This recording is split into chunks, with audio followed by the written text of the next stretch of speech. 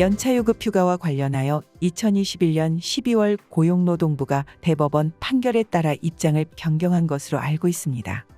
구체적으로 어떻게 변경된 것인가요? 먼저 2021년 고용노동부의 연차유급휴가 제도에 대한 입장 변경을 이해하기 위해서는 연차휴가 제도의 기본 사항에 대한 이해가 필요합니다. 연차휴가는 과거 성실하게 근로한 근로자에 대한 보상으로서 휴식의 기회를 유급으로 제공하는 근로기준법상의 제도입니다. 근로기준법 제60조에 따라 사용자는 1년간 80% 이상 출근한 근로자에게 15일의 유급휴가를 주어야 하며 계속근로 1년 미만 또는 1년간 80% 미만 출근한 근로자에게는 1개월 개근시마다 1일의 유급휴가를 주어야 함. 입사 후 1년 미만일 때는 1개월에 1일씩 연차가 주어지다가 11개월까지 최대 11일, 근속기간이 1년이 되고 그중 80% 이상 출근하면 2년 차에 사용할 15일의 연차가 추가로 주어지게 됩니다. 위와 같은 연차휴가 제도에서 고용노동부와 대법원은 다음과 같이 입장 차이가 있었습니다. 1년간 80% 이상 출근 시 주어지는 15일 연차에 대한 미사용 수당에 대해 고용노동부는 365일 근로했으면 청구 가능하다고, 본반면에 대법원은 366일째 근로관계가 있어야 청구 가능하다고 판단하였습니다.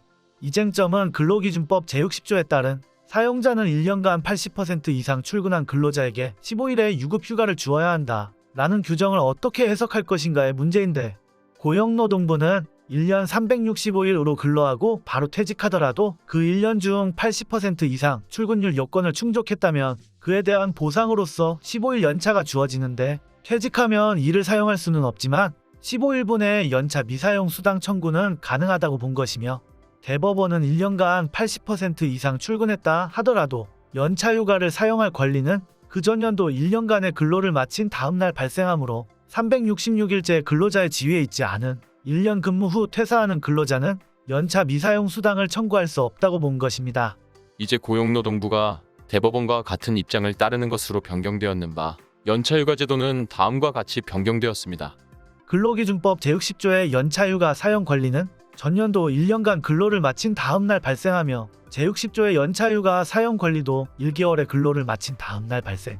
정규직 계약직 모두 1년 365일 근로 후 퇴직하면 제60조의 15일 연차 미사용 수당을 청구할 수 없고, 다음날인 366일째 근로관계 존속 후 퇴직하면 15일 연차 전부에 대해 수당 청구 가능.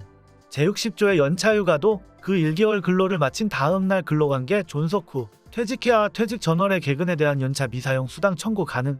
정규직이 마지막 근무하는 해 1년 365일 근무하고 퇴직하는 경우 80% 출근율을 충족하더라도 제60조의 연차휴가, 가산휴가에 대한 미사용 수당 청구 불가.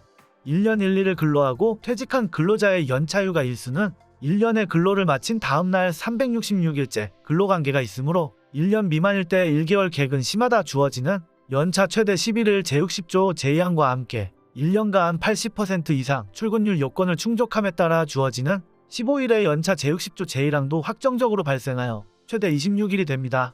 같은 법리로 만 7개월 근로 후 퇴직하는 경우에는 최대 6일만 발생하게 됩니다.